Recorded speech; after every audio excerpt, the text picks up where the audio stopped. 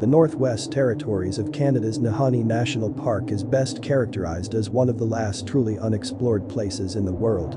It is only reachable from the village of Tungsten by air, boat, or a protracted overland journey because it is located above the 60th parallel. Consequently, despite being designated a national park in 1976 and a World Heritage Site in 1978, much of the region is still unexplored.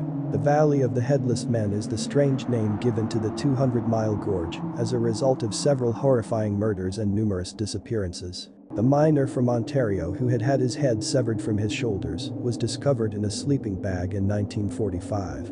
While debunkers of a supernatural force at work in the valley might attribute the bare mutilations to quarreling gold prospectors or hostile Native Americans, there are other odd occurrences nearby that contribute to the valley's mystique. A few years before the first deaths, the strongly famous Nahanni tribe quietly disappeared from the region. For years, other local Indians have stayed away from the valley, saying it is haunted by an unidentified demon.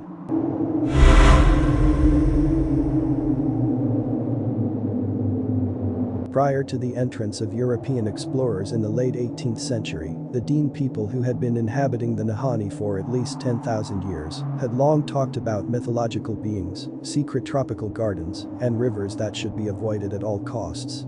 There might be valid explanations for that. Since the early 1900s, at least 4 headless remains have been discovered in the Nahanni Valley. Just as ominous, yet harder to quantify, the general eerie feeling you get in the Nahanni Valley, that something is off and it's looking at you. There are rumors that the valley has an entrance to the hollow earth, yet many areas of it remain unexplored. Because the hot springs produce warm air, some people think the valley contains a hidden paradise with lush vegetation and a tropical climate, as well as undiscovered gold mines and wandering Sasquatches. It is still improbable that the Nahanni Valley is a sanctuary for Bigfoot, but it is evident that something weird is there. There are at least 5 mysteries connected to the Nahanni Valley, but the mystery of the headless bodies is the most well-known and probably the one you've heard about. The Nahanni is known as the Valley of the Headless Bodies because of this somewhat ominous nickname. Explorers, miners, pilots of aircraft, and those who merely ventured to step foot in this gloomy territory have all disappeared here. The Nahanni, meanwhile, is known as a place of evil, where men vanish after traveling downstream, tribes mysteriously disappear without a trace, giants cook meals in the valley's hot spring, and harbingers of death arrive when the spring is dry. Frank and Willie Macleod, brothers from Edmonton, Alberta, traveled to the valley in 1904 in search of gold. They arrived at Gold Creek later that year after traveling there over a particularly hard winter with basic equipment by rail, boat, and land. They returned to their residence in Fort Liard after finding their good fortune. But occasionally, greed overcomes mankind, and the Macleod brothers returned to the Nahanni Valley in 1905 for a second expedition because they were dissatisfied with their gains. They never came back.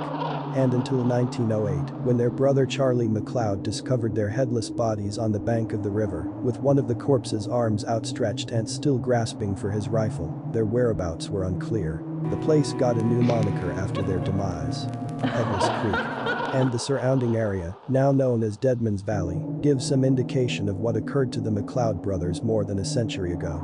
The Macleod brothers weren't the only ones whose headless remains were discovered in the Nahanni Valley. Yukon prospector Martin Jorgenson vanished in 1917, not long after notifying his home that he had struck it rich in the Nahanni.